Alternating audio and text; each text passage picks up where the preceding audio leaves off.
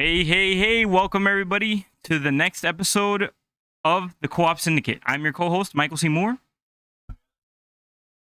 And today we have a wonderful guest. He's an up-and-coming streamer, and his tag is Positive Mind. How you doing, buddy? Doing great. I'm happy to be here. Thanks for having me. No problem.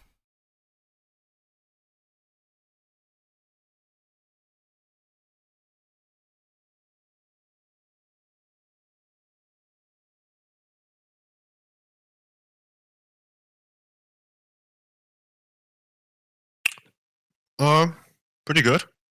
Hey, look as you said that he had a bottle right there already. You already know.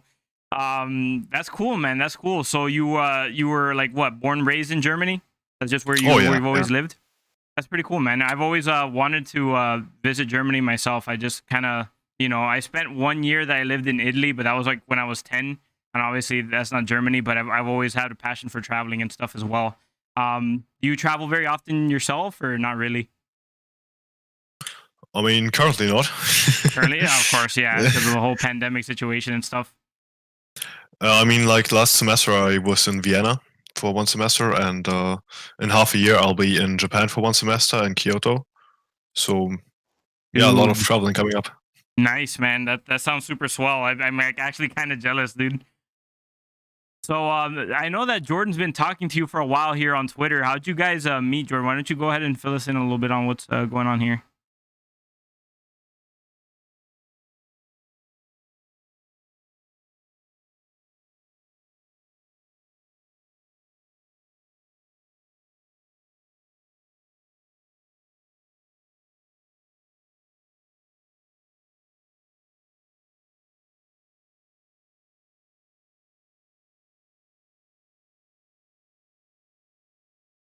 No, yeah, that's pretty cool. I actually, I gotta say, dude, I've seen a couple of your streams, and you're like a super entertaining guy. I think that you have excellent game taste, by the way. I think you're pretty funny, and I just like your whole setup and stuff like that.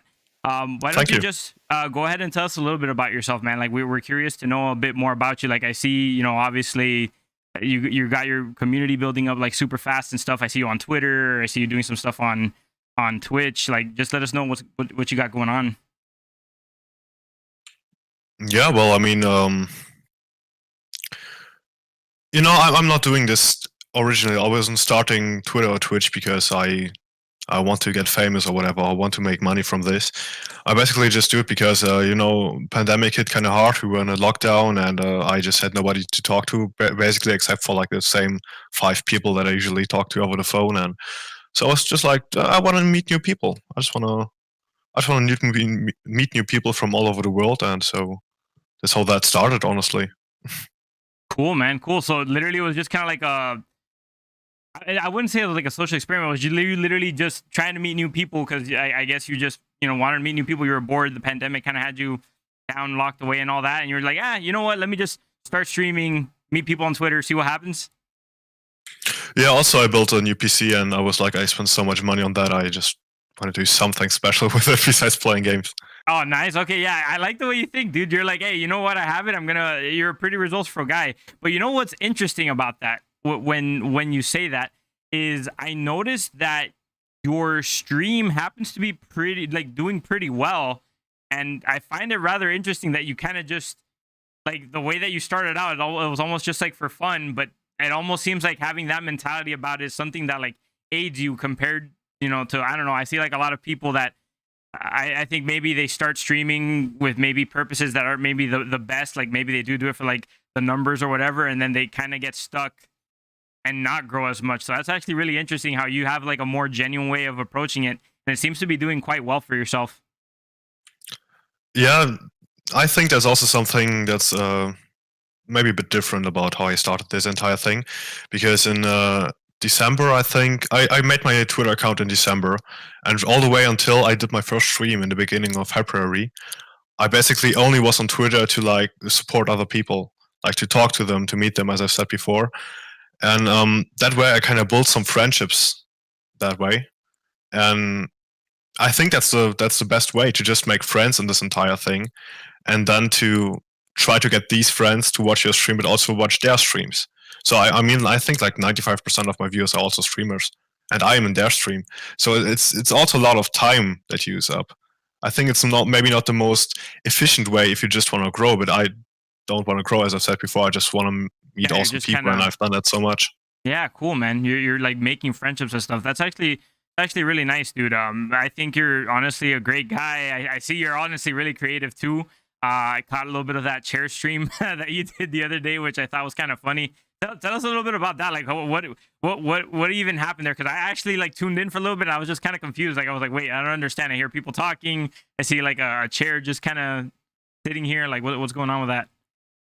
Okay, so that's a rough start. Okay, so it was St. Patty's Day, you know, and we were like, let's just do a drinking stream, you know, let's try like having a couple of beers, maybe stuff like that.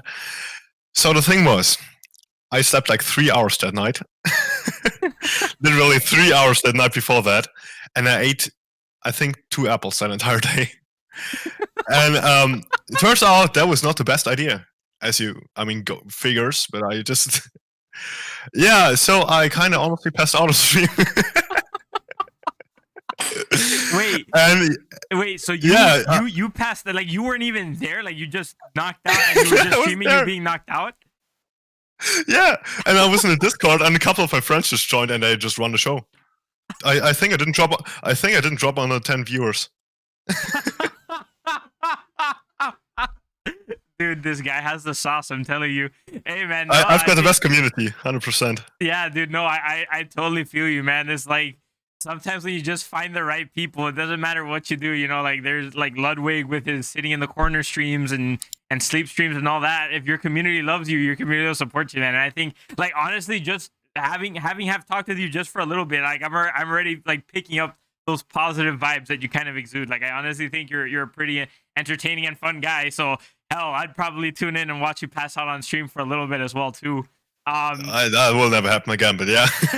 Hopefully not, man. I know that like Twitch, like they specify like stuff like, oh, like hey, you better not, you know, drink too much on stream and stuff to the point where like you could pass out or whatever. I basically didn't drink. It was just because I was sleepy, right? Oh, okay. I misunderstood that because you kind of mentioned like St. Patty's Day and all that. Kind of that was.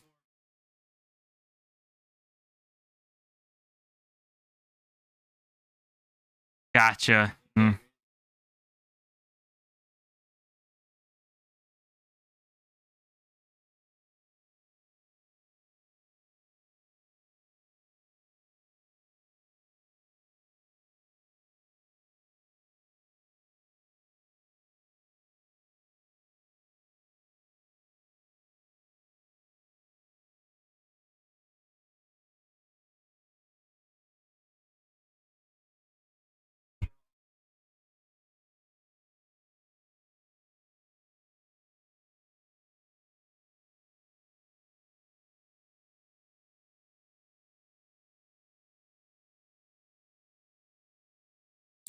Yeah, I mean that's a project that's currently a bit on hold for me because I've got so much stuff planned with my streaming and everything, and that takes a lot of work. But essentially, the idea was that I would just like pick up on people that I meet on streams because I watch a lot of streams that I very much enjoy, and I would just make kind of like a 10-minute highlight video or whatever on YouTube about them, where they can like give their perspective for a minute, and then there's a couple of clips from their stream and so on, just so that people maybe have a place to find new smaller streamers and not just the 5 big ones, you know, or the, I don't know, 50 big ones, but small streamers, and use that like as a platform for them to grow, basically. Because I've noticed so many incredibly talented people on Twitch in the small streamer community, like friends of mine, and they would just deserve that. And I wanted to give them the opportunity. But I mean, that's on hold for now, but I'll definitely pick that idea up again. That was actually something that's really cool of you for doing. Yeah, as I think as anyone who's tried to like pick up streaming knows, like one of the biggest problems, especially on like Twitch, but I think just pretty much any place that you stream, is that there's not a whole lot of discoverability options, and it's kind of like what you said, that the growth is really polarized, where like really big people tend to like get advertised to like browsers or people who are trying to browse for streams first, and then like people who have less viewership will pretty much stay on the bottom. So you'd kind of have to go out of your way to find small people. And I just think it's really cool that you did an effort like that, trying to help other people out. So I know you said that you were planning to do some different things with your stream, like coming up soon. What are some? I mean, I don't know. Are you at liberty to talk about it, or is this like under wraps? Like it's a surprise that you got going on? See, I just want to mention it real quick. I'll get to a question soon, but I find it so weird when someone said in my Twitch that he's a fan of me. I was like, what the fuck? We're just talking here. Like, I'm not special in this any way. Any one of them could basically sit there and, I mean, I can be in their stream, they can be in mine. This is a community we got going, and I'm not the head of this community. I might be the one on stream talking, but I find it weird to have people consider me their fans or whatever. I just want to put that out there. But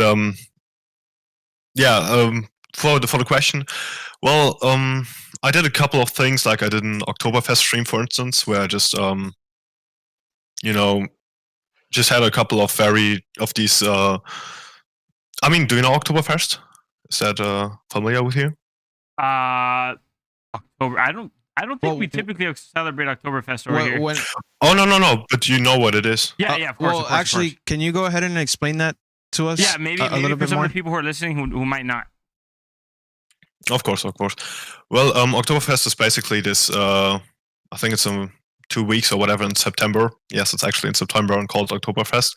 But where people in especially Bavaria just dress up in these very not historical, traditional clothes, and they just drink a lot of beer. They dance on tables. There's traditional music played, and it's basically just it's a very interesting event. And you eat a lot of pretzels and these. It's hard. It's kind of hard to explain, but yeah, it's basically like the German cliche as a tradition. Oh, like, the guy with the beer belly and the weird lederhosen and that kind of thing. Lederhosenstein. Yeah. Exactly. do you guys also celebrate Halloween at the end of the month, or do you guys only do Oktoberfest? Oh no, I mean, we adapted a lot of American traditions. Definitely. Okay, that's kind of nice to know that if I were to go to Germany, I'd be able to both celebrate my own traditions and also like German traditions as well. I mean, I'm honestly personally excited. If I'm being honest, beer here kind of sucks, and I've tried beer many times with many different people, and it always tastes like garbage. But all my friends from Germany, they always tell me, oh, when you touch beer here, it'll be like nectar of the gods or something, which I'm pretty excited to do one day. But let me ask you something else too. You also said you're a psychology major. Can you tell me something about that, like why you're so interested in that topic or what you hope to do with it? Yeah, sure. I mean, I'm just gonna give you a quick rundown of my past for that to make sense. So, when I finished, was it A levels? What is it called? Like the high school, basically. Before I went to college, I first decided that I don't want to actually go to college, but just get into work. So I basically became a government accountant, and I hated that so much that I looked around me in that time and looked at what I like, maybe what else I could try, and I've always loved psychology. But in Germany here, you have to have amazing grades if you want to get into psychology, and I never had amazing grades, not even close. Wow. And so I kind of didn't know I could even do that, so it was off the table for me from the get-go. But then during becoming that accountant, I managed to find a way around that, and that gave me the opportunity. So yeah, I was always interested, but I guess I just took a detour over that accounting path.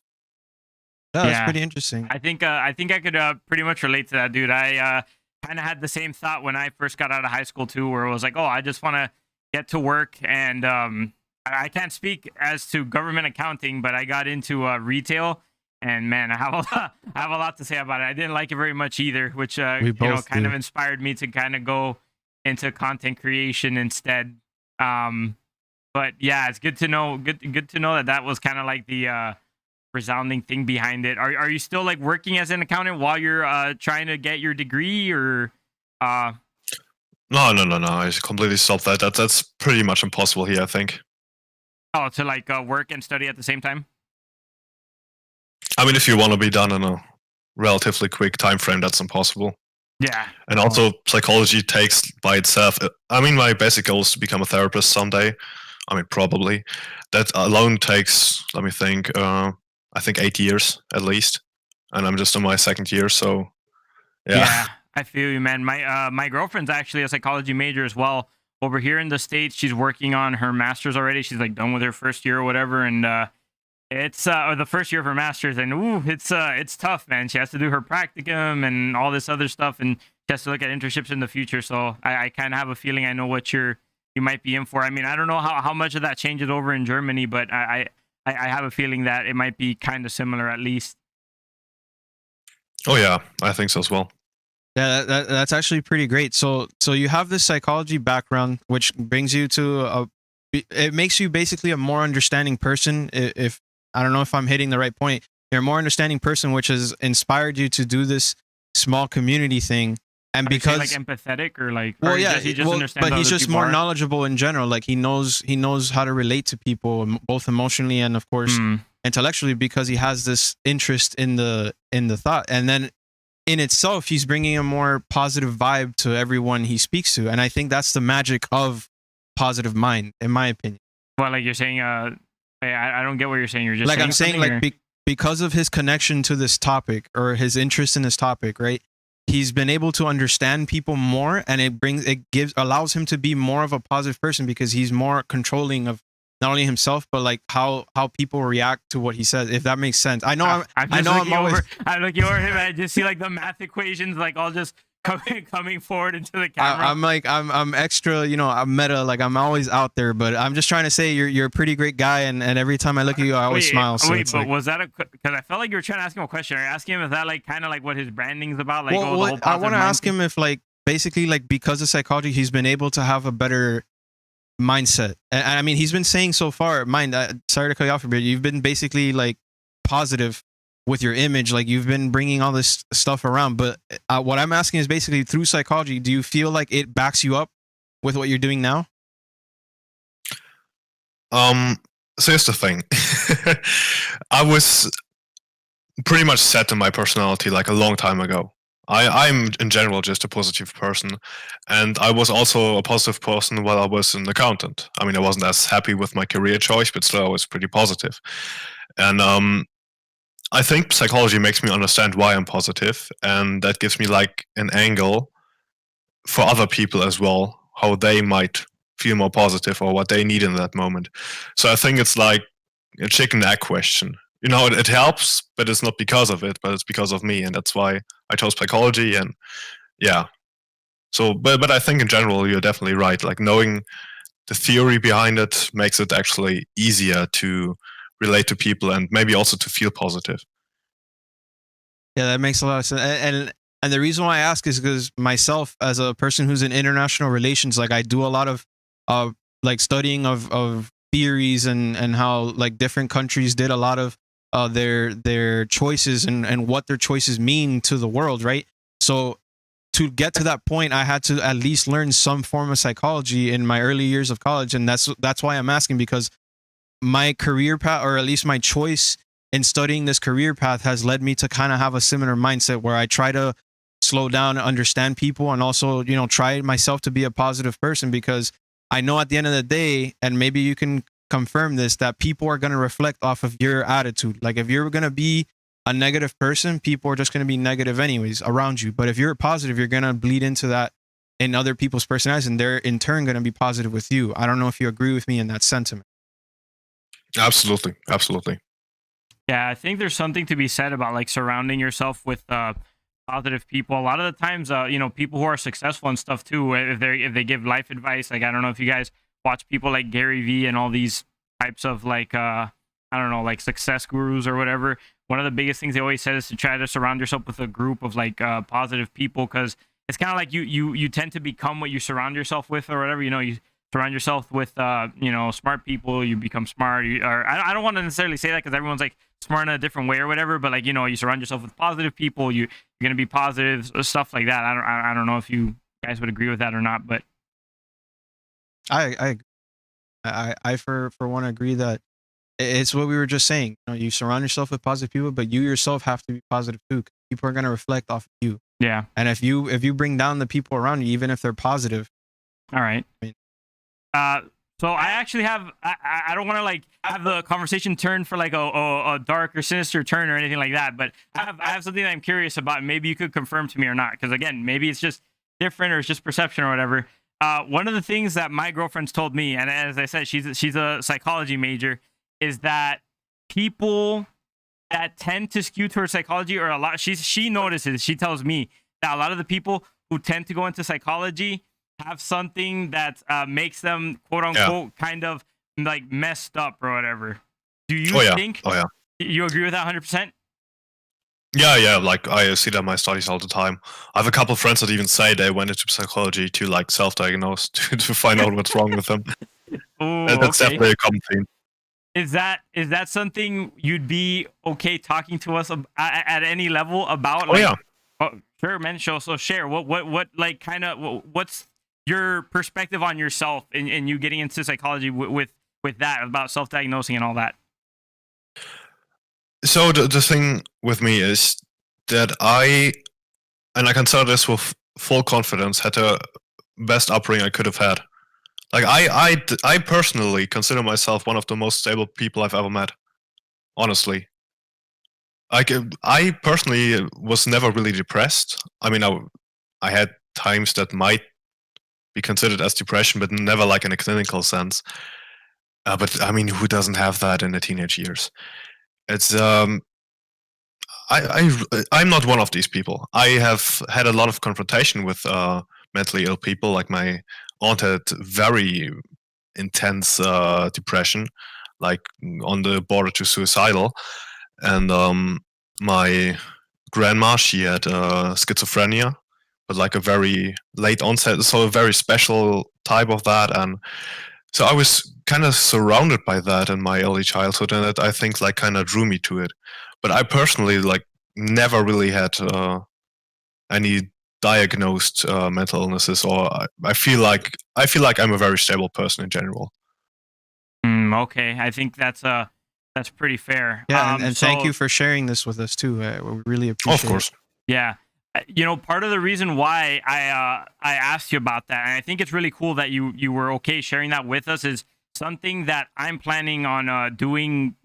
I'm not sure if I'm going to do it yet, but personally in my content, I think it's something that could be of value that I haven't seen that many people do yet, is just bring conversations about mental health more out into the open. And I see a lot of people like YouTubers and stuff, like obviously, you know, they'll share if they have something going on in their personal life, like, yes, I'm depressed, or yes, I have this problem. And they'll have the 1 or 2 videos, like, you know, kind of talking about it, maybe crying or whatever. But I just feel like at large, nobody's kind of just laid out their problems for the world to see and kind of try to, I don't like using this word that much, but, you know, like normalizing the fact that I think almost everybody's had some form of a run-in with mental illness, if not in themselves, like in their environment. So just kind of to get the conversation about, like on social media, you just see everyone always trying to present this like hyper successful and hyper happy like image of themselves all the time, which, you know, obviously you always want positivity to be present like everywhere, including on the internet. Like you don't necessarily want to be bullying people or like calling each other names over stupid stuff, and I agree with that. But just having the conversation that, like, hey, you know, in life maybe not everything's always going to be a great thing, and we can kind of take comfort in that and talk about it in a positive way. I don't know if you know what I mean, but yeah, like the reason why I say that is just because I think it's great that you told us about, you know, what was going on with your family there, because I do have stuff like that goes on in my life as well. You know, my mother suffers from bipolar disorder and agoraphobia and like a whole laundry list of things. I have a bit of depression myself. No, it's okay, man. It's cool. You know, like you said, your family members had it and stuff. But anyway, I wanted to talk about it because I just feel like, you know, it's like something that's super common between people, and I don't know. I just think it's cool to just get it out in the open and just normalize it. Is all I'm saying, I guess.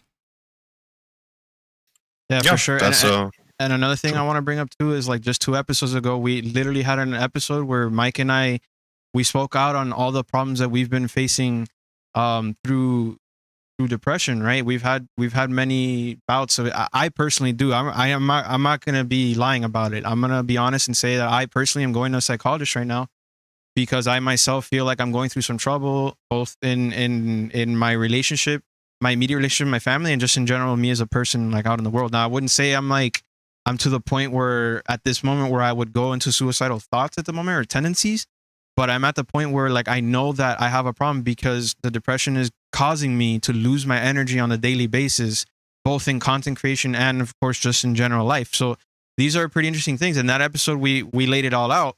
But one of the things that we came to the conclusion is, which I guess I'm going to transition here to this next point, is the gaming, right? And how great it is as a catalyst for me to overcome my own personal challenges from depression and stuff. I don't know if you share in that sentiment, but gaming is one great outlet for me to be able to put my problems on and then try and overcome them. How do you feel about gaming in that regard? Well, first of all, I just want to go back real quickly and say it's amazing that you go to a therapist. I know that takes a lot of courage in our society, or in your society as well. I mean, whatever society, and it takes even more courage to admit that on a podcast. And so, yeah, good on you. Of course, thank you. I appreciate it. But yeah, for the gaming part, it's like a two-edged sword. You can definitely kind of escape, and maybe if you're playing multiplayer games, you can like make friends or whatever, have good conversations there. But if you kind of start playing the game just to escape, and you use that like as your way to go out, like to go out of the real world for a bit, and then you stay there, because you're out of, you're not that depressed when you play the game.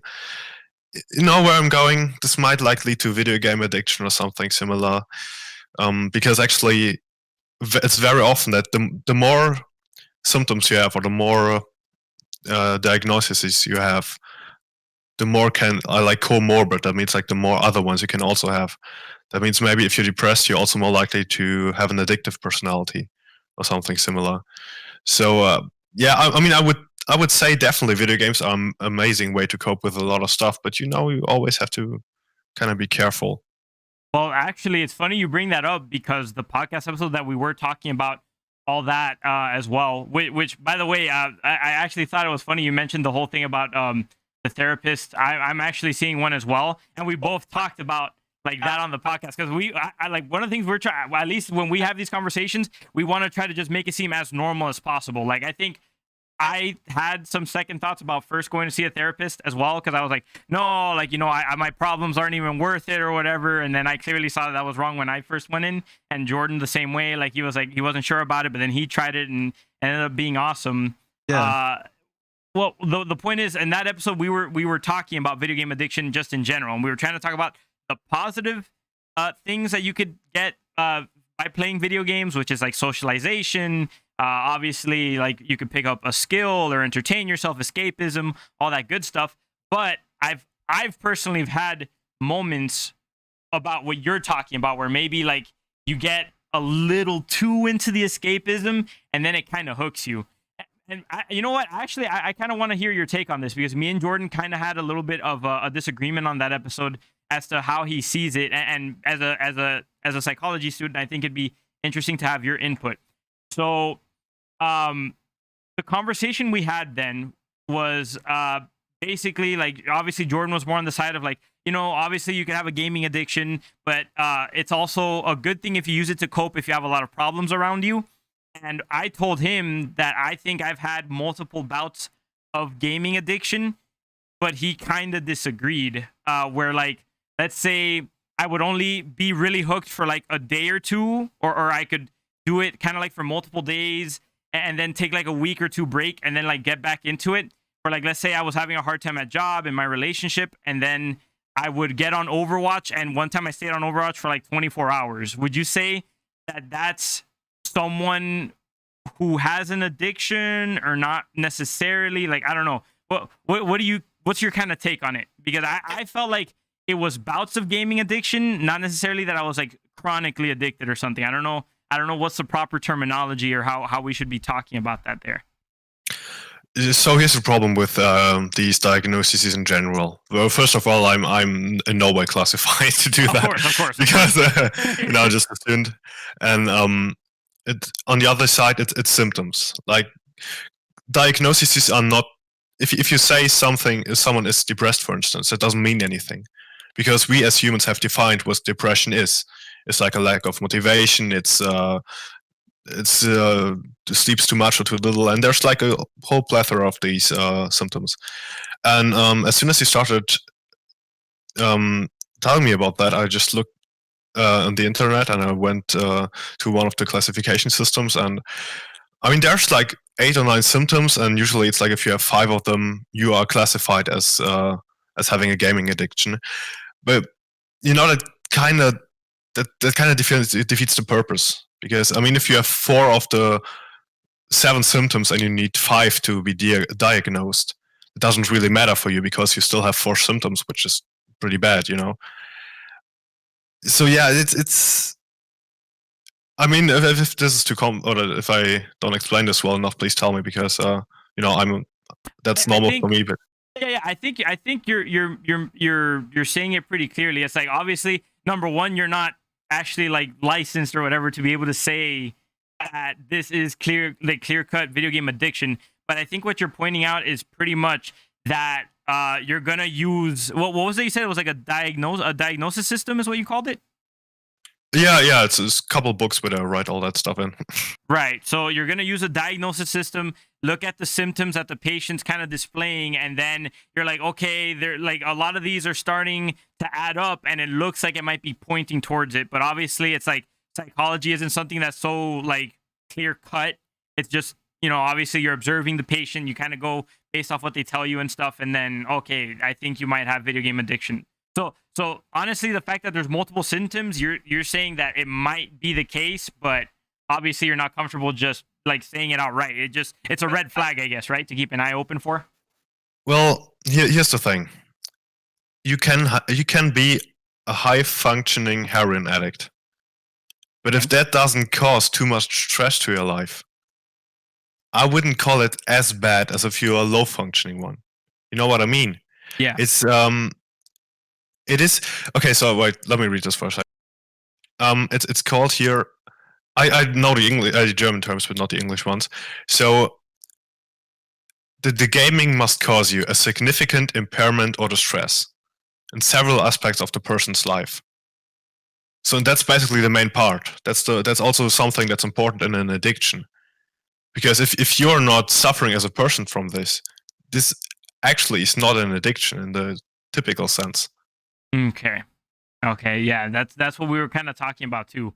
Yeah, in the specific instance that I mentioned, I told Jordan like, oh, my partner at the time kind of got upset at me like when I did that, and I felt like I wasn't doing the best at school, I wasn't doing the best at work, so I personally felt that was kind of like a bout of it, but I wouldn't say I'm like chronically addicted. I just have times where I like because I have a little bit of a, I guess it's like an addictive personality or something, where like if I really like something, sometimes I'll be like, whoa, like let me get on this, like I'll just stay doing it, but I don't necessarily consider myself like horribly addicted to games or anything like that. Would you say has there already been any times where you've like been really hooked on like a video game to the point of like, oh, like that it's caused you some distress? Oh yeah. Okay, so I was a shitty student in high school, like very. We all were, I think. We all were. I mean, I still passed, but I like was the guy that did his homework in the morning on the commute to the school, and if I had like a vocabulary exam in a language or whatever, I just start like in the morning. I basically my work for school was in the morning from like 5 a.m. to 6 a.m. until I had to catch the bus, and then mostly on the bus. That was pretty much all the work I ever put into school. Yeah, so I had a time, actually, I don't know which grade it is, but like 3 levels before, 3 years before finishing high school, I'd say, about when I literally played Monster Hunter Freedom United, one of the Monster Hunters, on the PSP, literally until 4 a.m. every single night. Every single night. Oh, so I was in school. I slept in school so much. like they called my parents because of that. Oh yeah. So yeah, I definitely had that as well. I can see how Monster Hunter would be one of those that would like hook you in, man, because there's like so many different things to try to do. There's so many different monsters to get, quests, items, all that good stuff. So I can kind of relate to that. I actually found it funny how you said the thing where you mostly did all the work, on your way to school and stuff, because I actually saw a meme that kind of reminded me of a meme I saw the other day where it was like, oh, name an extreme sport, and it was like, oh, doing your homework as the teacher's collecting it. And I there was a couple of times where I kind of found myself doing that as well. Although I don't know if it was necessarily too much because of gaming. I think back in high school, I kind of had I don't know, it was weird. I was like addicted to animation. I was just trying to make animations the whole time, and sometimes I would stay up like until really late doing that too. But I'm glad that we could kind of relate on that field. How about yourself, Jordan? You have any? No, I mean, as far as I can recall, I mean, the early days of school, when I got to middle school, it was like the Halo 2 multiplayer nights where I would just be playing with some of my friends until the late hours, like going to sleep at like 3 or 4, like you guys are saying. And then during high school, it was just me and my infatuation with my endless PS3 backlog, which to this day, I finally caught up a bit. Like I only have 13 games left on my PS3 before I can finally put it away. But my point is, it's like I love games a lot. So it's like I have a big library of games that I have, and I don't even want to get started on Steam because I don't have a PC, and I keep buying Steam games and I can't play them, and I just keep buying them because they're such good deals. And of course I'm setting up for when I finally build my PC. But my point is, it's like I've had this about for a long time where it's like I buy so many games, and even in high school I would just get lost till 3 or 4 in the morning. I love gaming so much. In my Italian class, I convinced my Italian teacher to let me bring in Assassin's Creed so I could show it to the class. And we had a whole day where I literally just played Assassin's Creed 2 and then some Mortal Kombat. I think it was 9, but like with Italian language and stuff. And it was just a great time. Like all the students used to look at me like so weirdly, but then like I would give them the controller and they'd be like, "Oh, Jordan's the best. He brought the PS3 and this and that." So it's just, that's my infatuation. Hats off to you. Hats off to you for managing to play Mortal Kombat in your school in class. Yeah, that is amazing. My teacher wasn't looking at the screen; she was busy grading homework. So I slipped it in the background. She didn't notice, and all the kids were just like, we were just going all out, like fighting each other and stuff. And it's just, I don't know, man. Something about gaming, and I want to get your opinion on this. It's like something about gaming just brings the community together, and it's always been this community thing because of the fact that we can interact with each other and stuff. How do you feel about that yourself? Because I know that you're all about that. Oh yeah. I was always a gamer. I mean, I remember still when we were, I think it was barely high school or middle school or whatever. We used to play like the old Pokemons on the Game Boy, and we had this link cable to share it. Ooh. You still remember that? Yeah. Of course. Yeah, and I mean that's I've been always part of gaming communities. Like always, there was nothing else. I mean, I played soccer and had a couple of friends there, and did some other activities. But they were my friends. But if I had free time, like with my homies, I just always played, always. Yeah, I think that pretty much sums it up for myself too. I mean, I have my own friends to this day that I still hang out with them. The group Mike and I hang out with, but they're not big on gaming. Like they'll play games maybe like for Call of Duty season at the end of the year, and then they'll just go off in their own way. But I can't say, I mean, I used to connect with him a lot more, but I can't say I connect with him today in the same way that I do with somebody that would, let's say, play Destiny. That's more in line with like a game that we can get on and just, I want to add this in because again, it goes into the previous topic about depression, where it's like through Destiny, and I brought this up on the previous episode where we talked about it.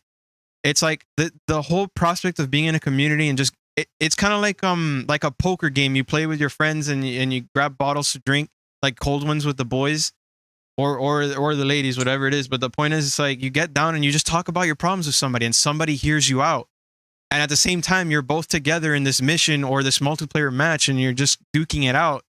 And there's something magical about that. It's just comforting, or like it's like cathartic for people.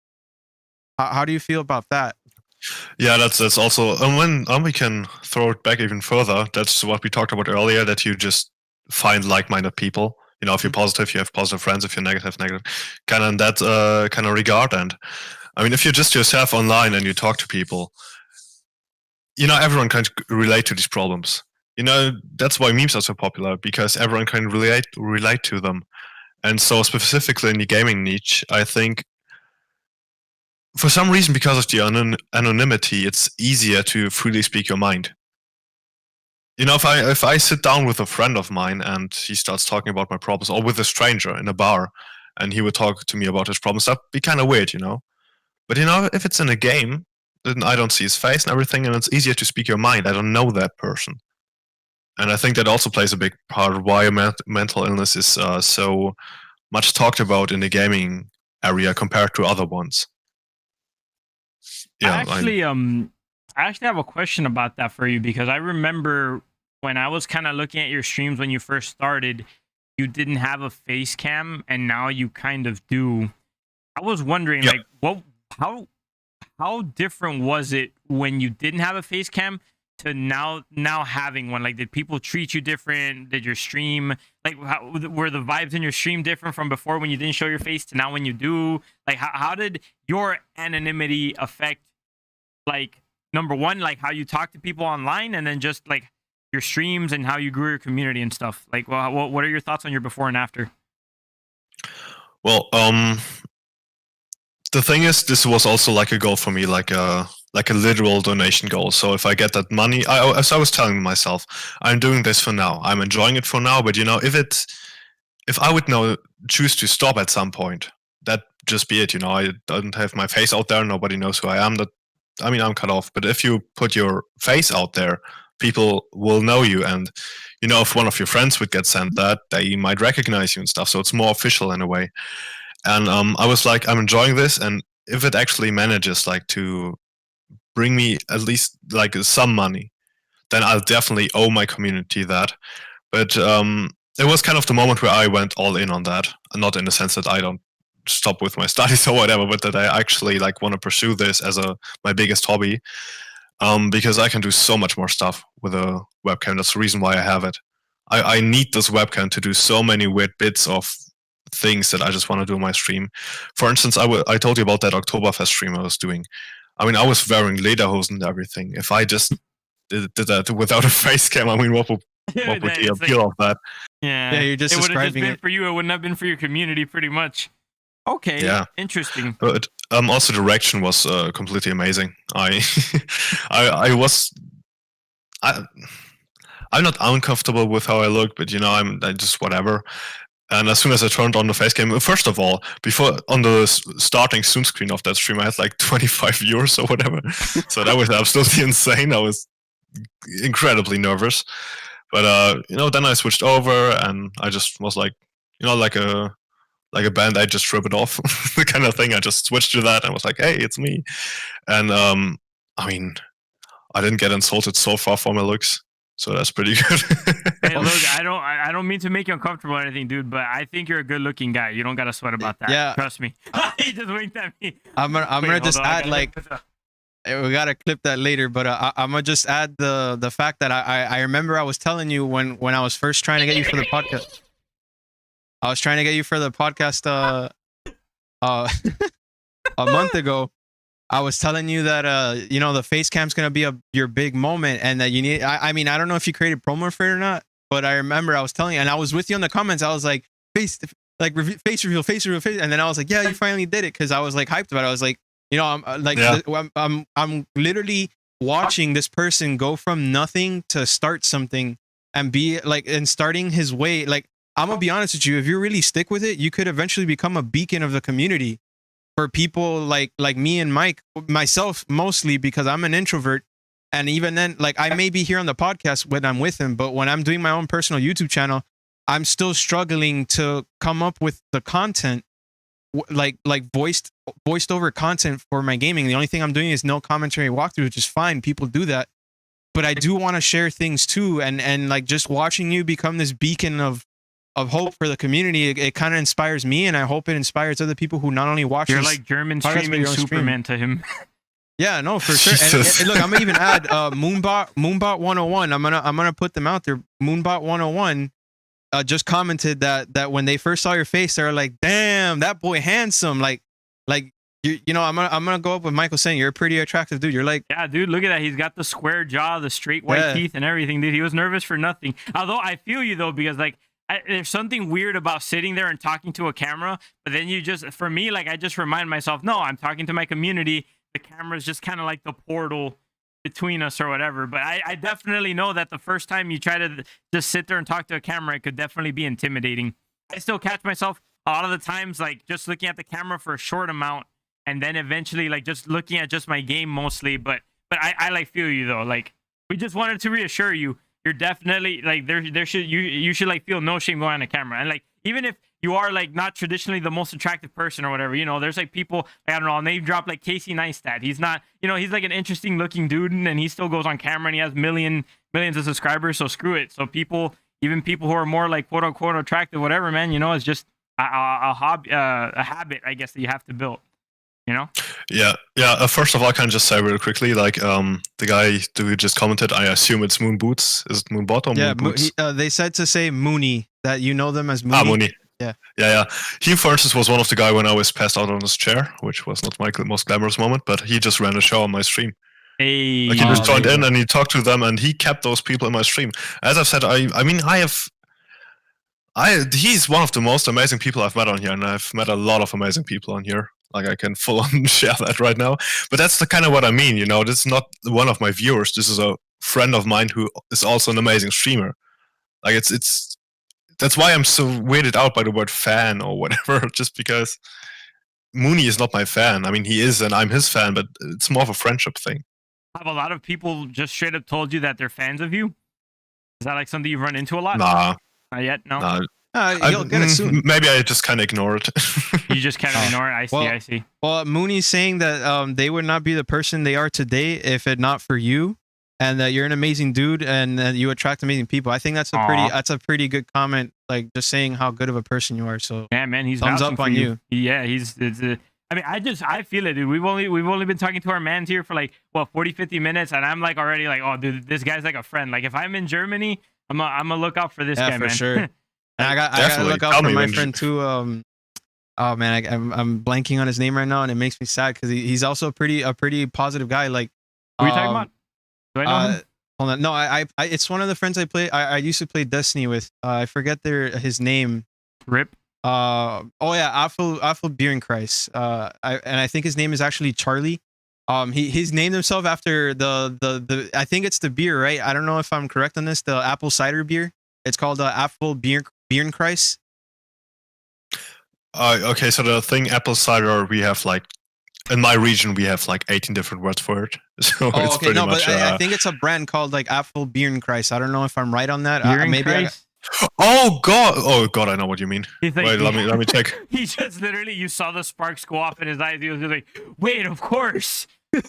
No, because they're connoisseurs of it. Like it's a pretty big thing in their culture to drink. Like it's not like down here where people just drink just to lose their minds. Like over there, it's something of a joy. I'm beating myself over it because I mean, obviously it's not the same thing, but I got to go to Epcot in Disney World last year. They have a part for Germany where you could actually go there. You could get like steins and stuff. You could get all sorts of beers and stuff. And I was like, you know what? I'll like I ate a lot right before getting to Germany, and I drank a lot before getting to Germany. So I was like, you know what? I'll just kind of skip it over. And then Germany was one of the places I didn't really get to eat or drink anything at, and that kind of made me sad.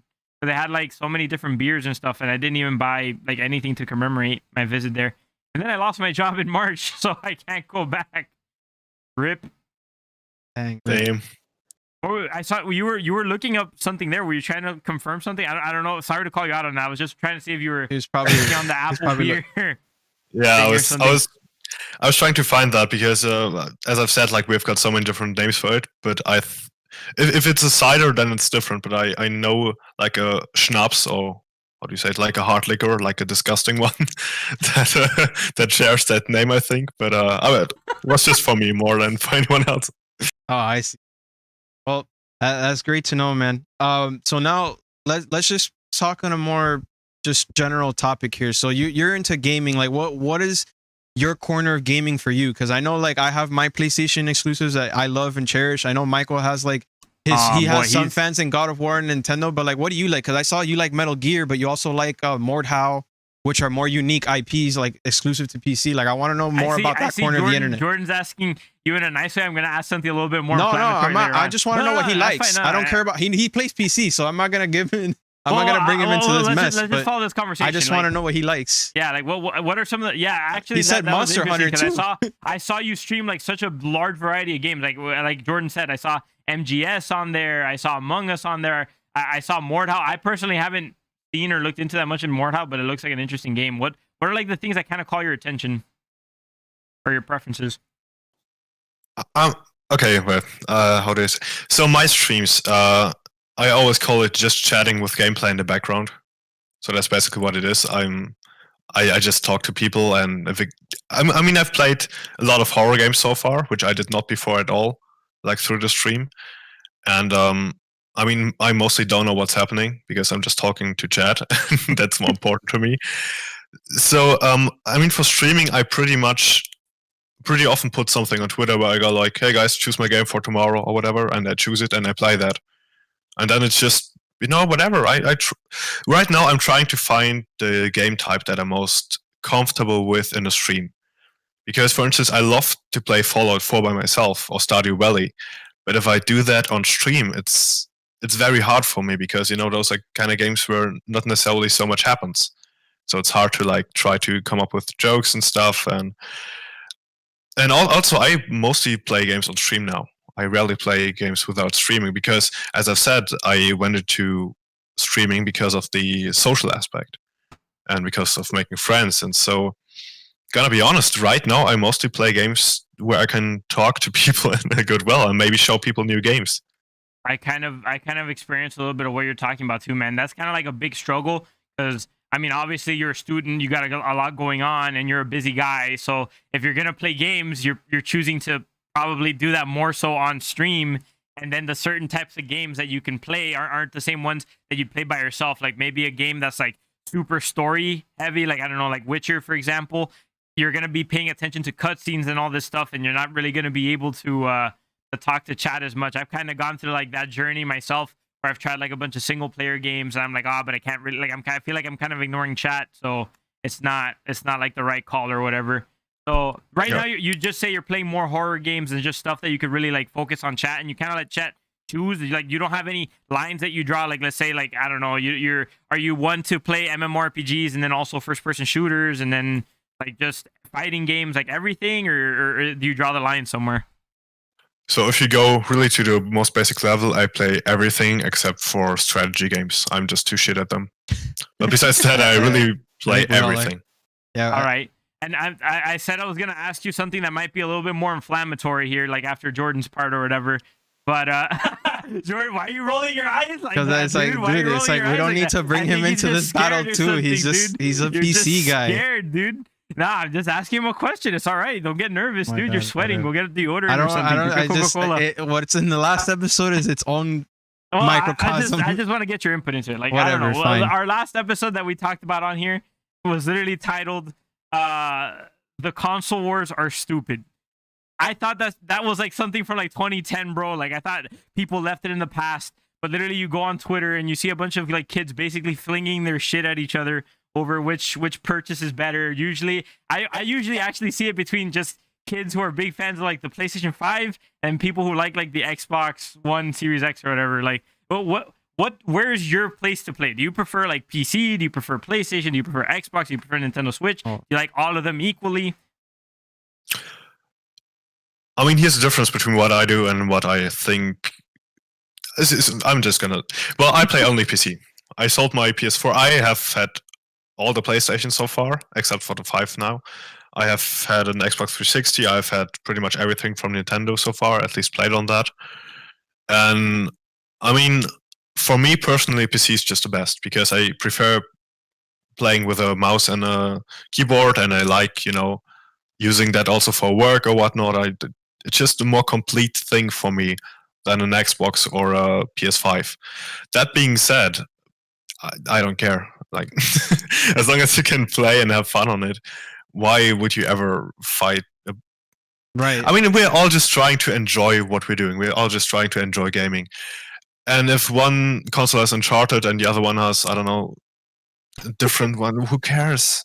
Jesus, Yeah. enjoy your life. Yeah, that's pretty much the result at the end of the day, because we were basically saying what we do, just so you know a little bit more about us, for context. Like what we do is we take over like more of like an analytical approach and like a theoretical approach as to what the market's going to do, and we do market analyzation stuff. Like we do research for this stuff for the podcast, and we throw different opinions at all times. Like Michael was bringing up some pretty strong points, saying like about how PCs are more capable for disability, it's more capable for a wider range of library and all that.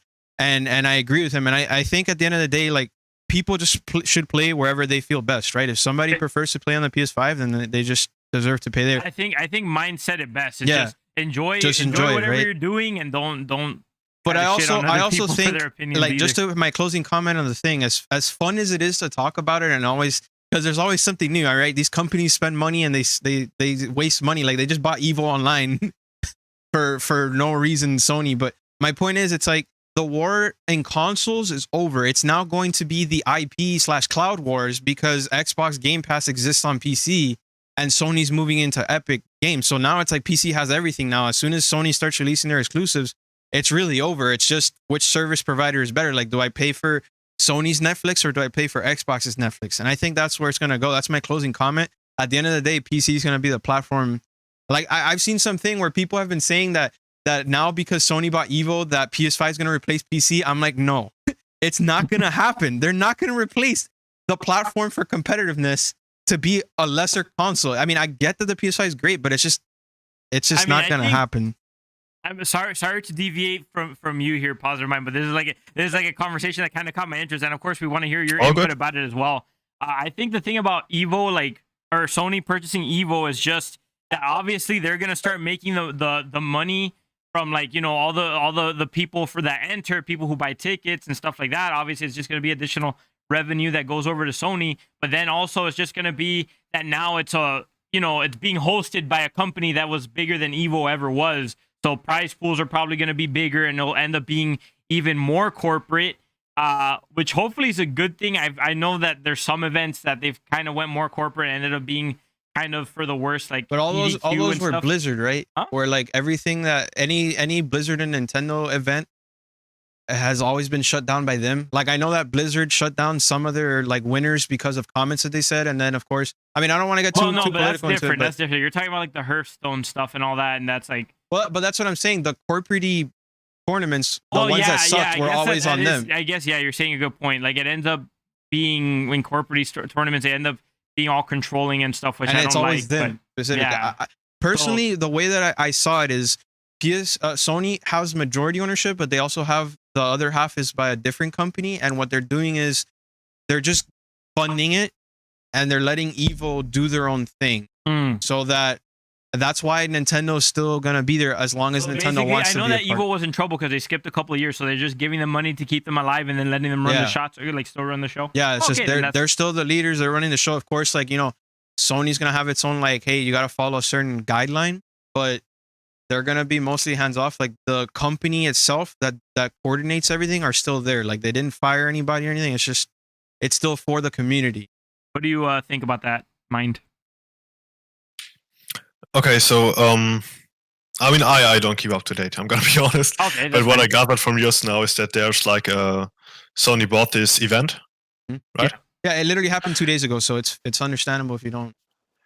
No, it's okay. But I personally think, to maybe give a more general spin on it, because I don't know about this specific case, is that just the more cooperation is involved, the more soulless it gets.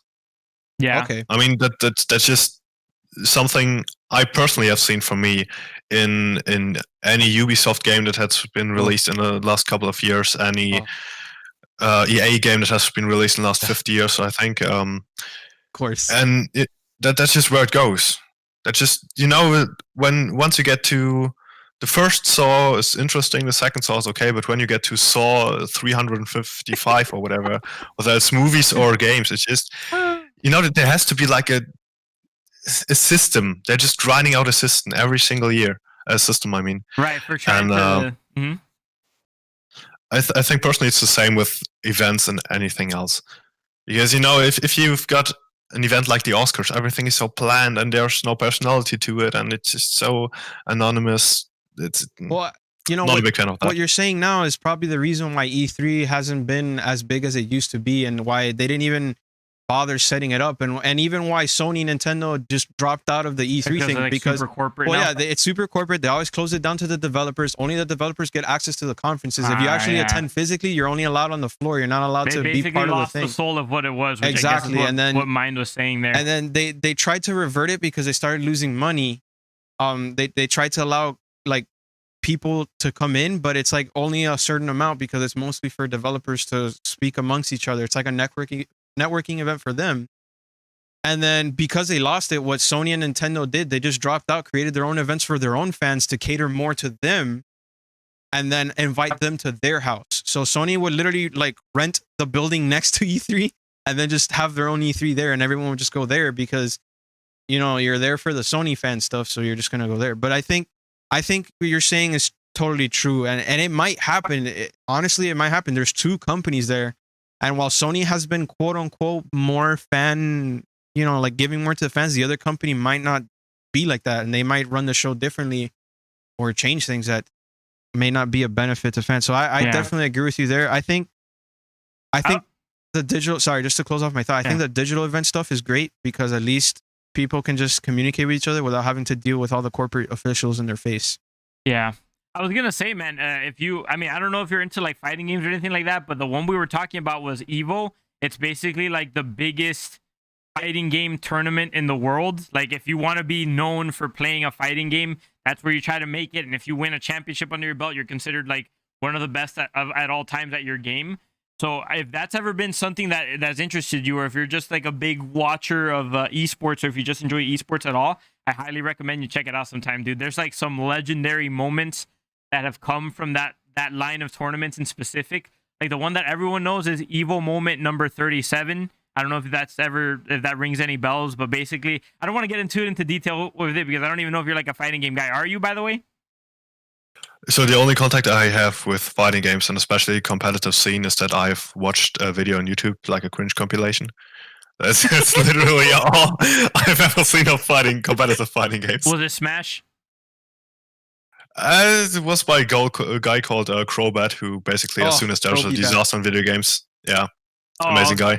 Okay, Crowby Cat, is that the guy you're talking about? Crowby Cat.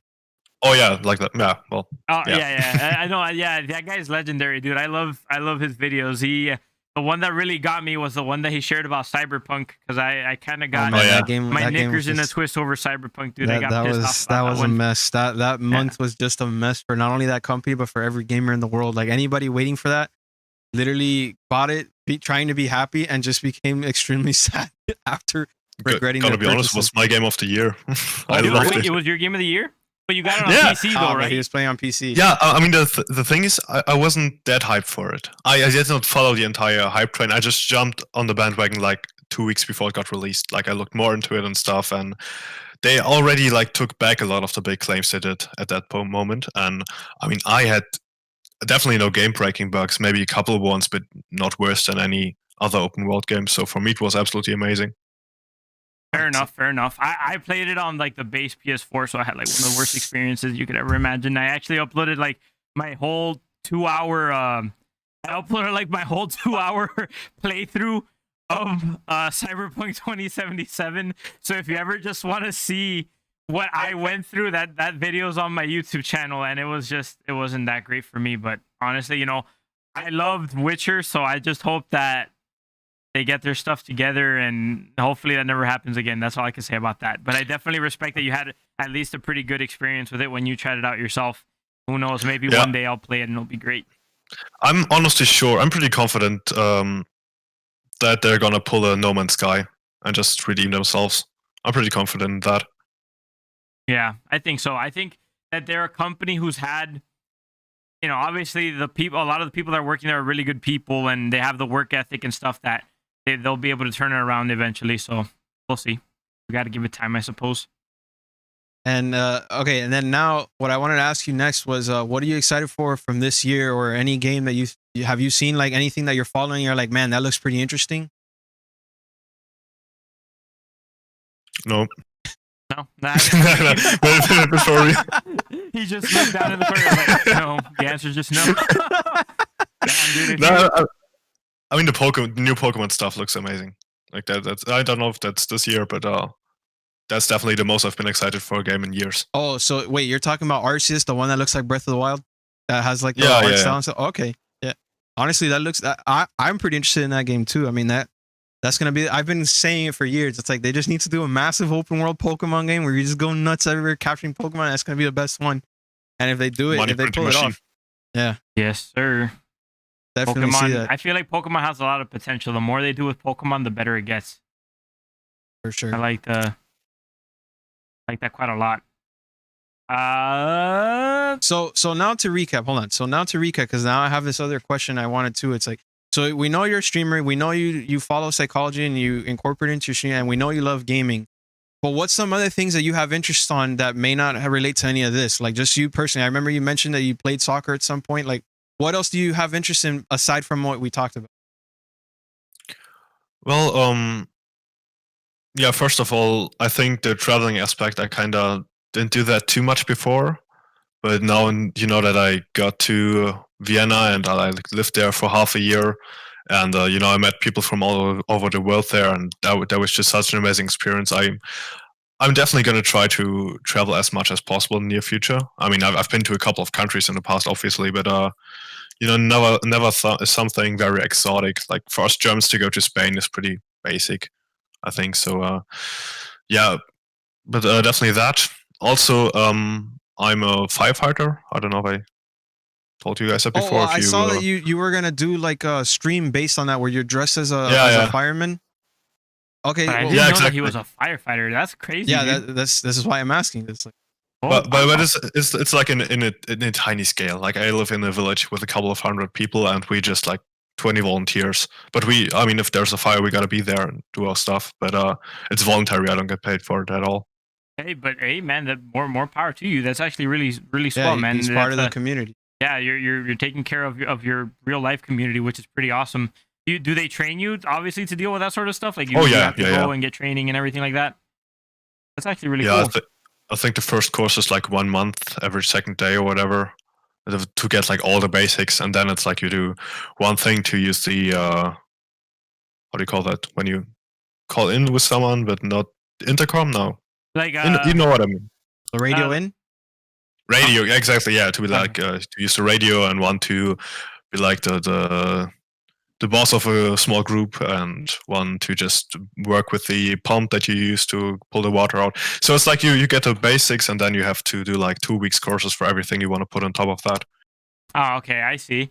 So how exactly does that work in the case where there is actually like a fire and you have to go to it? Like, are you just chilling at home? All of a sudden, there's an emergency. You get called up by like a certain emergency line or something. Hey, we need you here. There's a fire. Please get here as soon as you can. And then you all meet up and fight the fire. Well, I mean, I've said it's a pretty small town, so we just got a pretty loud siren that goes off, and that just basically tells you like shit's going down. But often it's pretty expectable here. For instance, if there's like a rainstorm or whatever, and you just know like some trees might fall on the road, that's for instance why we need to get out. Or often you can also see some smoke developing. So more often than not, I'm kind of confident that something is gonna happen. But then if it goes off, you just gotta bolt there. Okay. I think if we'll take longer than 8 minutes, that's like bad. I think that's actually against the law to take longer than 8 minutes and to be ready on the car. Right. Yeah. So yeah, since it's so small, I'm sure it makes it really manageable to just get there fast and stuff like that. Kudos to you, man. Like, I'm sure your community has already thanked you, but I want to thank you on their behalf as well, just for actually volunteering and taking care of your people like that. That's really cool. And I think it takes serious volume courage to about you as a person. It takes real courage. So what else you got going on, man? You're a firefighter. You got anything else for us? What else are you doing, or what are some of your other interests? Well, I played some. I mean, I'm incredibly interested in soccer in general. I mean, I stopped playing it a couple of years ago, but still, I watch like football pretty much every time there's a match on. I mean, I guess besides that, I'm a pretty boring guy. Nah, what? Are you crazy? He's like, hey, I'm just just a part-time streamer, student, firefighter who's into soccer, and I make pretty cool streams. But I'm a boring guy, you know. I'm just boring. Come on, man. That guy's too humble. He's too humble. He's humble. The thing that I always kind of disliked about me, yeah, I would say that, is that I never had a real creative output. You know, I played the piano for like a year, but I hated that. Didn't want to do music. I don't know. I'm not that much of a sports guy, and I'm not into drawing or painting or whatever, despite really liking art. So, and now I'm incredibly happy that I have this to like kind of have a bit of a creative output. So, yeah, that's kind of I think what I fixed about my life that made me actually a lot happier now that I've done this. I can definitely appreciate you sharing that with it. I kind of feel the same too. Where, to be honest with you, let me share some with you. My family is all musicians. The entire line of my family, except for my grandpa, has always been a musician. And the only person I relate to is my grandpa, as a person who doesn't want to do anything with music. Hilariously enough, I did try it just like you for about a year. I tried to learn guitar. Nothing stuck with me. But now with YouTube and this podcast, like I'm also using this as my own form of like a creative outlet. So I definitely feel where you're coming from when you say that. And now one last thing I wanted to ask you before we get to the Q&A part. You did mention you're living in a small town, which is of course a contrast to me and Michael, which actually live in a city. Like, how is that for you? Like, what do you experience when you walk out into your town? Well, first of all, it gave me a lot more time in the morning because I took the bus and I could do much more homework this way, so that was great. But besides that, I mean, it's just a home. You know, it's very much a home. Like I know the woods behind my house completely by heart. You could drop me off at any point of that, and I would find my way out. It's also that you know all the people. You know, we have these small, what do you call that, gatherings where the entire town goes, like to just have a couple of beers and stuff like that. And you know, you start. I mean, it's a big part of our culture. So if you're 16 or whatever, you start drinking a couple of beers with the older ones, and then, you know, at some point they're gonna have children, and then you're gonna be the older one for those children. So it's very much a small community, and yeah, I mean, I really love this. I really love this. That sounds really wholesome. I kind of wish I lived there. We live over specifically in Miami, Florida, and the people here aren't as kind. As kind I as remember in Germany. I have experience because I traveled in my teenage years. Like I said, I lived in Italy for a bit. You know, I've been to Kentucky over here, which is like a more rural place and stuff. And I know that when it's more tightly knit and like it's a smaller community, everyone's like so much nicer to each other and stuff, dude. So I'm kind of jealous of you in that aspect as well. I mean, I just told you the best part. There's definitely a lot of jealousy and just general nonsense going on as always, but a little less privacy because everyone knows each other, I'm sure, right? Like if one thing happens to someone, everyone knows about it and stuff, I'm sure, right?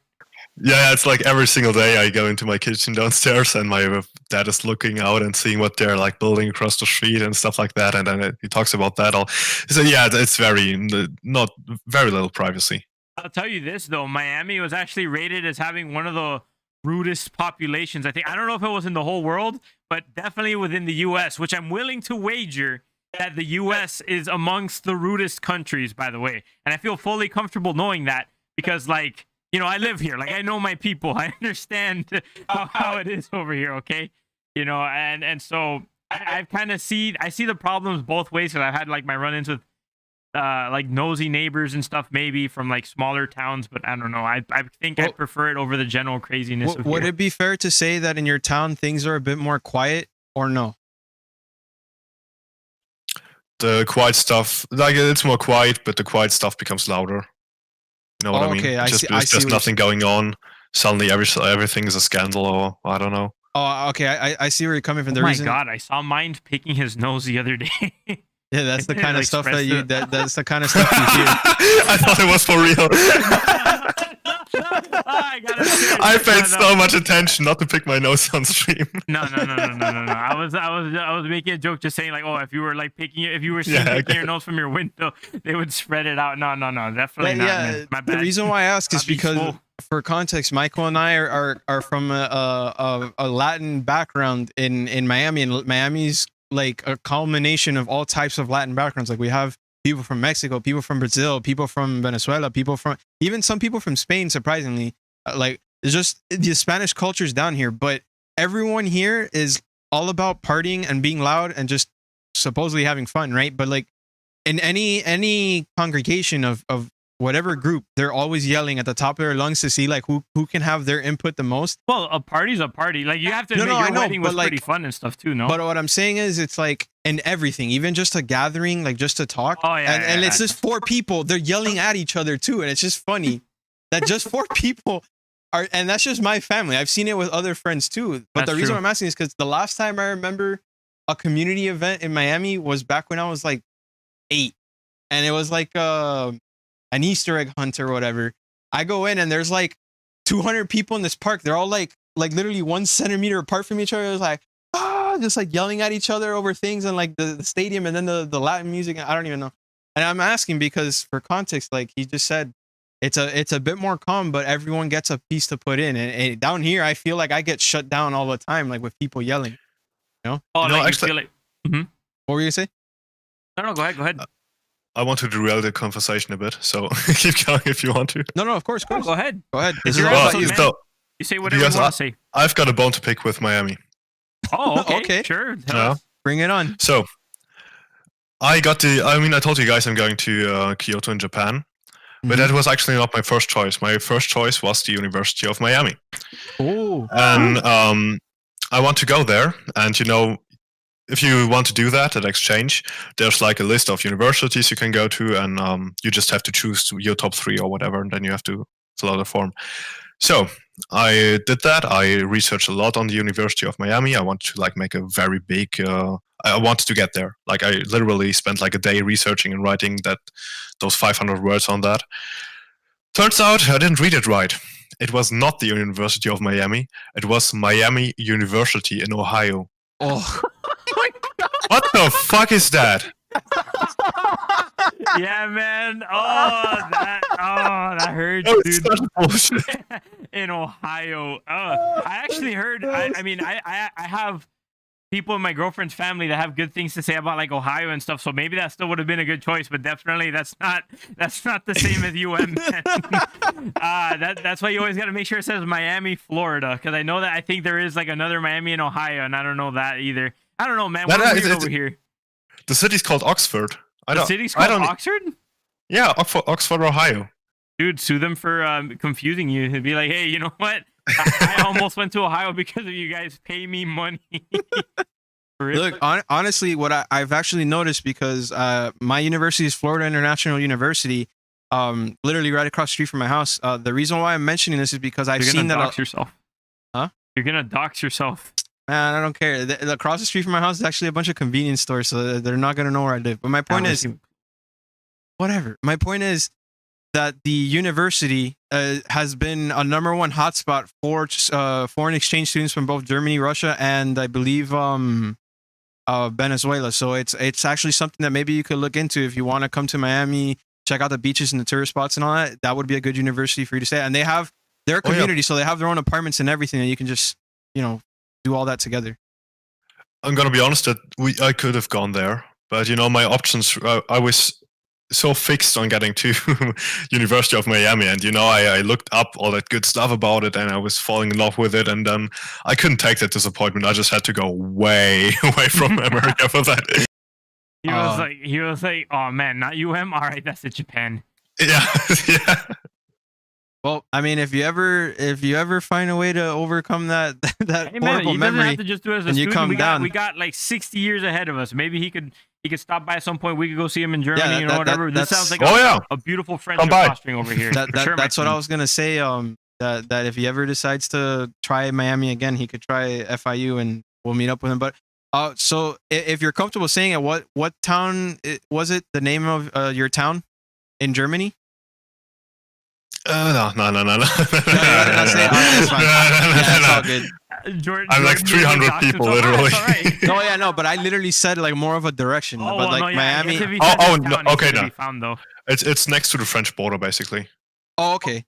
So it's nearby the French border. Yeah, okay. So it's small. Okay. Yeah. All right. Yeah, don't get into that. It's gonna be like, hey, there's only 100 people here. Hey, you mind? Oh, you're not Mynd. All right. No. This goes door to door. Nah. If that's what this I country was guess saying. That's we're gonna start on the Q&A section. I just wanted to go real quick, if I could, for the Q&A, because I just kind of want to ask him a gaming related question. There was like a trend going on Twitter the other day where people were basically naming their first game played, their last game played, their favorite game, and then their worst game. What would you say is what games fall into those for yourself? First game was Pokemon Yellow before I could read. I still remember that. Took me ages. Then the other one was the last one. So, I've got an amazing one for that. So yesterday on my stream, I actually played Penumbra. If you know that, it's like an old horror game. Okay. And that stopped working. So then I want to play Apex Legend. That also didn't work. So I actually played... what was it called? It was, nothing worked, but I wanted to keep the stream going. So I just went to miniclip.com, if you know that. It's like an age-old site where you can play like these browser games back in the day. Oh, that's kind of like Newgrounds. Yeah, it's kind of... Yeah, kind of, exactly. And I played... I think I want to call it Bear Fist, something like that. That's the last game I played. So something stupid on there. Okay. Nice. Okay. Bear Fist. I gotta look into that. If you could, if you don't mind, in the Discord later, send me that link or something. I want to check out these games. Will do. Bear Fist. What's called different? But so the other one was favorite game. Yeah, favorite game. Oof. Okay, so purely based on play time, that would be CS:GO. All right. Just because I played so much of that. Because like, just it's your love. Like, okay, so CS:GO, like for sure, or like, is there something else that competes with it? There's so many good games. There's so many good games. Now, if I had to choose my favorite series, like it would be Pokemon, honestly, just because it brought me to gaming and I still can play today, and that's one hell of an achievement from them. So yeah, I'd go with Pokemon, honestly. Yeah. Would you say Pokemon Yellow is also your favorite one? Silver. I'd say Silver. Silver? Okay. Yeah. And then lastly, it seems like. I don't know if I missed it, but worst game. Did you get to worst game? No, yet? he's about to get to worst game. Dun dun dun dun. Worst game. That's kind of tough. Can I just say like a category of game? Like that, sure. Those corporate games. The corporate game? Like the EA, all that, Ubisoft like and all the that? The new Far Cry or the new whatever. Okay. Not because the games are horrible, but because of what they stand for, which is like the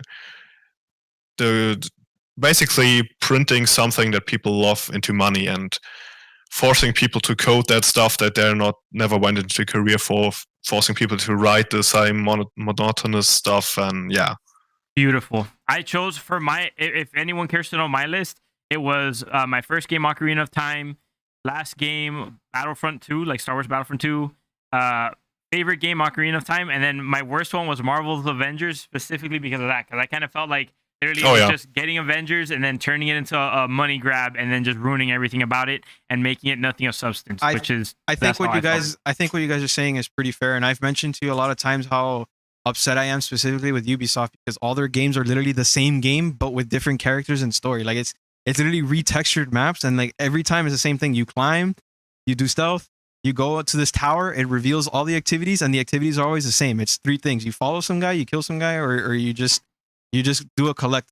It's just like there's no creativity behind it. But I guess for my list, if anyone cares to know, my first game ever was Mario 64, which is a pretty good choice to start off on. The last game I played was Remember Me from Don't Nod and Capcom, a game I hope they bring back to the mainstream. My best game so far is I'm a big God of War fan, so God of War. And then the worst game, God of War 2018. Yeah, 2018 right now. It's just been, I don't know, man. That game just, for me, it just hits different. Like even the soundtrack just hits different. And then I think the worst game I put, I actually don't recall what was the worst game I put, but it was like some weird game that no one really knows. Hannah Montana from Xbox 360. Oh God, no!